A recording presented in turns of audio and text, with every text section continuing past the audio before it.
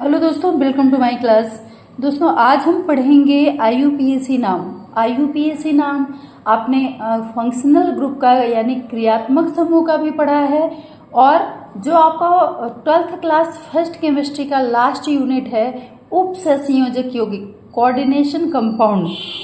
सबसे ज़्यादा जो आईयूपीएसी नाम पूछा जाता है बच्चों, वो पूछा जाता है आपके उप सहसंयोजक यौगिकों में से, मतलब कोऑर्डिनेशन कंपाउंड में से। हर साल 5 से 6 नंबर के जो क्वेश्चन पूछे जाते हैं वो किससे पूछे जाते हैं? कोऑर्डिनेशन कंपाउंड से। आप देखो 2-3 साल पहले तक जो ये कोऑर्डिनेशन कंपाउंड का आईयूपीएसी नाम आता था उसमें सूत्र लिख दिया जाता था और आपको ऑक्सीडेशन नंबर निकालना होता था और इनका हिंदी से नामकरण करना होता था। लेकिन अब थोड़ा सा बोर्ड का पैटर्न चेंज हो गया है 1-2 साल से।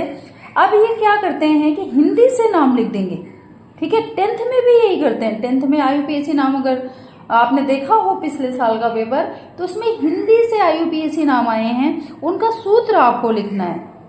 बोर्ड भी बहुत चालाक है, बच्चे सूत्र याद नहीं करते हैं ना, इसीलिए वो ऐसा कर देते हैं, ठीक है, ताकि आपको उनको पता तो चले कि हाँ बच्चों ने सूत्र याद किया है, फॉर्मूले याद है उनको। अब वो क्या करते हैं कि हिंदी से लिख देंगे। जैसे यहाँ पे लिखा है tetra hydroxo zincate second, potassium tetra chlorido palladate second, diamine dichlorido platinum second. इस तरह से हिंदी में नाम लिख देंगे। आपको इनका आईयूपीएसी नाम निकालना होगा, ठीक है। तो बच्चों हो सकता है कि कभी आपका सूत्र लिख दें, हिंदी से नाम पूछे, या ये भी हो सकता है कि हिंदी से, ये हो भी सकता है, नहीं ये हो रहा है क्योंकि बोर्ड ने ऐसे क्वेश्चन दिए हैं। आपको यकीन ना हो तो प्रीवियस ईयर के क्वेश्चन पेपर उठा के देखना आप, उसमें 5 से 6 आईयूपीएसी नाम आए हैं, सारा हिंदी से लिखा हुआ है, ठीक है। तो हिंदी से नाम लिख देंगे और आपको उसका सूत्र लिखना पड़ेगा। जैसे इसमें दिया है आईयूपीएसी नियमों के आधार पर निम्न के लिए सूत्र लिखिए, तो यहाँ पे आपको सूत्र इनका बनाना आना चाहिए। कैसे बनाते हैं तो हम यहाँ पे यही सीखेंगे कि जो आईयूपीएसी नाम इनका है हम कैसे करेंगे, ठीक है। तो चलते हैं करने के लिए। जैसे यहाँ पे देखिए लिखा है tetra hydro oxo zincate second, ठीक है, टेट्रा हाइड्रो ऑक्सो जिंकेट। देखिए यहाँ पे इससे आपको पता चल रहा है कि केंद्रीय धातु है, क्योंकि केंद्रीय धातु के बाद क्या लगता है उसका ऑक्सीडेशन नंबर। तो यहाँ पे जिंकेट सेकेंड है, तो मतलब यहाँ पे केंद्रीय धातु क्या होगी दोस्तों? यहाँ पे केंद्रीय धातु इस तरह से आप बनाओगे, ठीक है, और यहाँ पे केंद्रीय धातु आपकी क्या होगी? जिंक, ठीक है। अब हाइड्रो ऑक्सो बोल रहा है तो लिगेंड क्या होगा? टेट्रा हाइड्रो ऑक्सो बोल रहा है, तो यहाँ पे आपका क्या होगा? OH hydro oxo, bracket close. Tetra है मतलब इसकी संख्या कितनी होगी? 4, ठीक है। अब आपको क्या कर देना है? ब्रैकेट क्लोज, ठीक है। अब देखिए यहाँ पे हमें ये चेक करना है कि इसमें जो ऑक्सीडेशन सेकेंड दिया है वो कैसे सही है। अब यहाँ पे हमें और क्या लगाना पड़ेगा, क्योंकि आप देखिए अगर हम इसका ऑक्सीडेशन नंबर यहाँ पे निकालते हैं, ठीक है, तो हम यहाँ पे आपको निकाल के दिखा देते हैं। जैसे इसको जिंक का निकालना, हम इसको क्या मानेंगे? X plus. ये एक ऋणात्मक लिगेंड है जिसपे आवेश कितना होता है? -1, ठीक है, ये आपको पता होना चाहिए कितना होता है? -1। तो यहाँ पे देखिए -1 इंटू कितने लिगेंड दिए हुए हैं? 4, तो यहाँ पे 4, ठीक है, बराबर। अगर 4 एकम 4 निकालते हैं तो यहाँ पे ये ऑक्सीडेशन नंबर गलत हो जाएगा, ठीक है। हमारे पास है तो इतना ही, ये केंद्रीय धातु हो गई और ये आपका लिगेंड हो गया। तो अब 4 में से कितना निकालेंगे कि 2 आ जाएगा? 2 की और जरूरत है, तो यहाँ फिर याद रखिएगा आवेश आपका कितना होगा? 2-, ठीक है। तो ये आपका यहाँ पे चिन्ह सहित आ जाएगा -2, और ये x प्लस माइनस आपका क्या हो जाएगा? माइनस आपका क्या आ गया? 4 इजकल टू माइनस का 2, तो x इजकल टू ये 4 उधर जाएगा तो माइनस का 2 और प्लस का 4, ठीक है, समझ में आ रहा है ना। फिर यहाँ पे x इक्वल टू, ये इसमें घटेगा तो प्लस का क्या आ जाएगा 2। बड़ी वाली संख्या के पास क्या है, प्लस का चिन्ह, इसलिए आपको क्या आ जाएगा प्लस का 2। तो ये भी चेक करना है, ऐसा नहीं कि हमने बस डायरेक्ट इसको लिख दिया इस तरह से टेट्रा हाइड्रोक्सो जिंकेट। अब यहाँ पे जो ऑक्सीडेशन नंबर होगा ना उसके अनुसार आपको इसका ऑक्सीकरण निकाल के चेक करना पड़ेगा कि जो आपने सूत्र लिखा है वो सही है कि नहीं, ठीक है। क्योंकि अगर हम यहाँ पे सिर्फ 4 लगा देते तो फिर ये गलत हो जाता, क्योंकि यहाँ पे ऑक्सीकरण 2 दिया है तो हमने यहाँ पे क्या लगा दिया 2 माइनस, तो आपका ऑक्सीडेशन कितना आ गया 2। ठीक है, क्लियर है ये। इसी तरह देखिए ये दिया हुआ है पोटेशियम टेट्राक्लोरिडोपेलिडेट सेकेंड, ठीक है। अब इसका क्या करेंगे, तो मैंने एक चीज आपको बताई थी, सबसे पहले जहां पे ये लिखा हुआ है ऑक्सीडेशन नंबर वो आपकी क्या होगी केंद्रीय धातु, ठीक है।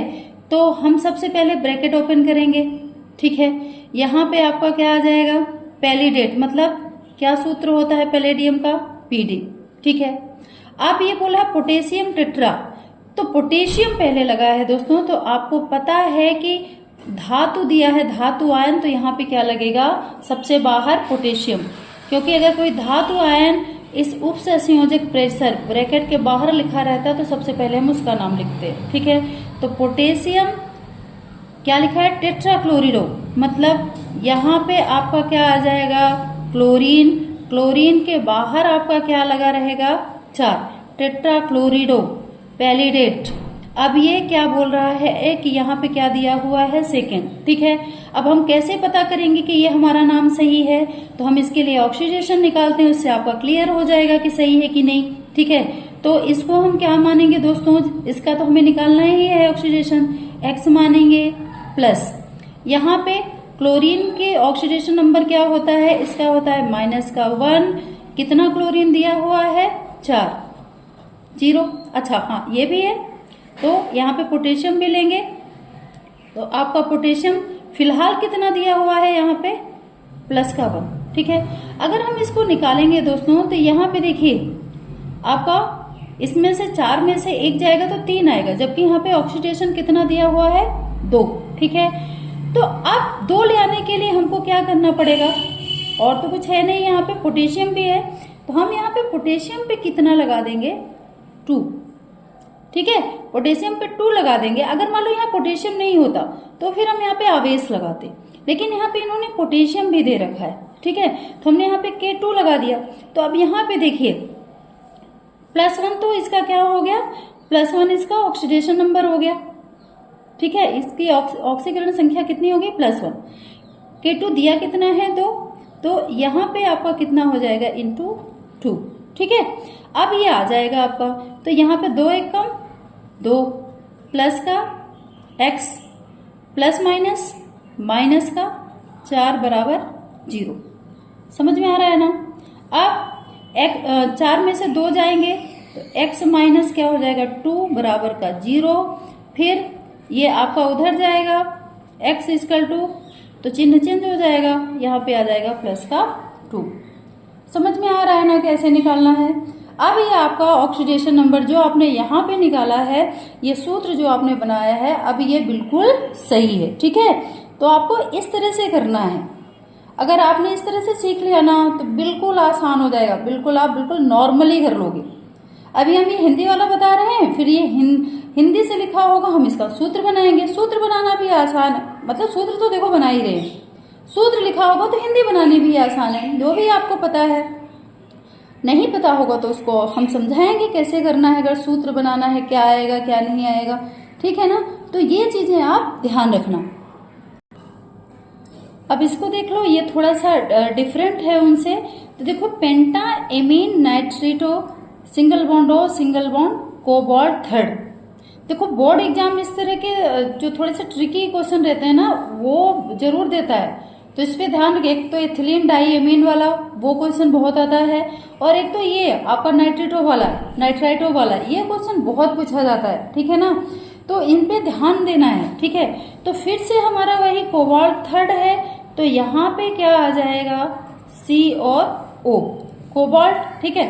पेंटाएमीन बोल रहा है, तो लिगेंड आपका क्या आ जाएगा, NH3, और पेंटा के लिए आपको पता है क्या लगाएंगे, 5। पेंटा मतलब क्या होता है, 5, ठीक है, पेंटाएमीन हो गया। अब ये बोल रहा है नाइट्राइटो या नाइट्रेटो, ठीक है। तो दोस्तों आपने पढ़ा होगा इसमें, जैसे ये देखिए जब हम ये ऋणात्मक लिगेंड पढ़ रहे थे तो यहाँ पे देखो ये लिखा हुआ है NO2, तो जहां पे NO2 को हम इस तरह से लिखते हैं ONO, वो आपका नाइट्राइटो या नाइट्रेटो हो जाता है। अगर सिर्फ नाइट्रो लिखा होगा तो आप ये वाला सूत्र लगाओगे, अगर नाइट्रेटो या नाइट्राइटो है तो हम ये वाला सूत्र लगाएंगे। ये चीज आप ध्यान रखना। और ये एक ऋणात्मक लिगेंड है जिसमें 1- है, एक आवेश है इसके ऊपर, तो ये आपको याद रखना है। अगर ये याद रखोगे तभी आपको उपसंयोजक यौगिकों का IUPAC नाम सही से आएगा। तो यहाँ पे देखिए आप फिर, अब ये बोला नाइट्राइटो या नाइट्रेटो, तो यहाँ पे आपका क्या आ जाएगा, ONO, ठीक है, ये आ गया। अब ब्रैकेट क्लोज, CO, अब ये आ गया पेंटाएमीन, नाइट्रेटो, ठीक है, कोबाल्ट। अब यहाँ पे देखिएगा आप कि ये बोल रहा है कि इसका जो ये ऑक्सीकरण है कोबाल्ट का, वो कितना आया है, 3rd आया, तो वो कैसे आएगा। अब हम इसके लिए क्या निकालेंगे, ऑक्सीडेशन, वो आपको निकालना जरूरी है। अगर वो नहीं निकालोगे तो फिर सूत्र गलत हो जाएगा। तो देखिए यहाँ पे हम निकाल लेते हैं इसका। जैसे यहाँ पे आपका क्या है, CO, तो इसको हम क्या मानेंगे, X प्लस NH3 का होल 5। अब आपको याद करना पड़ेगा कि NH3 आपका उदासीन लिगेंड है। किसमें आता है, उदासीन लिगेंड में। ये देखिए H2O एक्वा, एमीन, ये सब आपके उदासीन लिगेंड है जिसका मान कितना आएगा, 0, ठीक है। ज्यादा नहीं तो इनको तो याद ही कर लो, H2O, एमीन, NO, CO, आपका एथिलीन डाइएमीन, ये बहुत पूछा जाता है एग्जाम में, ठीक है। तो यहाँ पे इसका मान कितना होगा, 0, तो यहाँ पे 0 इंटू कितने दिए हुए हैं लिगेंड, 5 में 0 का गुणा करोगे, प्लस इस पे आवेश कितना, अभी आपको दिखाए थे कितना, -1, तो यहाँ पे आपका क्या आ जाएगा, -1, एक संख्या दी है तो इंटू 1, ठीक है। अब अगर हम इसको निकालेंगे दोस्तों, तो यहाँ पे देखो 5 में 0 का गुणा करेंगे तो 0 आएगा, -1 में 1 का गुणा करेंगे तो 1 आएगा, उधर जाएगा तो 1, ठीक है। लेकिन यहाँ पे आपका जो ये ऑक्सीडेशन नंबर दिया है वो 3 दिया है। अब हमारे पास हैं तो इतने ही कंपाउंड, लिगेंड ये 2 ही है। अब हमें 3 ले आने के लिए क्या करना पड़ेगा, मैंने आपको बताया था ना, आवेश वाला सिस्टम। तो यहाँ पे -1 है, अगर हम यहाँ पे -2 कर दें, ठीक है, -2 नहीं, सॉरी, +2 कर दें, ठीक है, तो 1 ये और 2 ये आपका आ जाएगा ना 3। देखो कैसे, बराबर। आपको पता है जो ये आवेश में रहता है, मतलब ब्रैकेट के ऊपर जो पावर में रहता है चार्ज, वो चिन्ह सहित आपका कहाँ आ जाता है, इधर आ गया। अब ये X, अब ये आपका क्या आ गया, प्लस का 0, प्लस माइनस कितना आया, 1, बराबर प्लस का 2, क्लियर है। अब X -1 इक्वल टू प्लस का 2, तो ये माइनसवा उधर जाएगा तो क्या हो जाएगा, प्लसवा, तो इक्वल टू प्लस का 2 और प्लस का 1, तो इक्वल टू आप जानते हो क्या होगा, प्लस का 3। तो यही प्लस का 3 हम रोमन संख्या के रूप में लिखेंगे, कहाँ, ये आपको आ गया 3rd। तो ये चीज जरूर ध्यान रखिएगा, ठीक है। अगर मान लो यहाँ पे पोटेशियम दिया होता तो धातु आयन है, तो पहले आपको पता है कि यहाँ पे हम के लगा देते, फिर उस संख्या लगा के हम संतुलित कर लेते। लेकिन अगर सिर्फ इतने दिया है तो हम यहाँ पे फिर कुछ न कुछ आवेश लगा के जितने में हमारा ये मान आ जाए तब हम इसको संतुलित करेंगे। अगर आप डायरेक्ट ऐसे ही कर दोगे ना तो फिर ये आपका गलत हो जाएगा। तो इसमें ऑक्सीडेशन नंबर निकाल के आपको जरूर देखना है। अगर ये नहीं देखोगे तो फिर आपको क्वेश्चन समझ में नहीं आएगा और आपका IUPAC नाम पूरा गलत हो जाएगा। क्लियर है?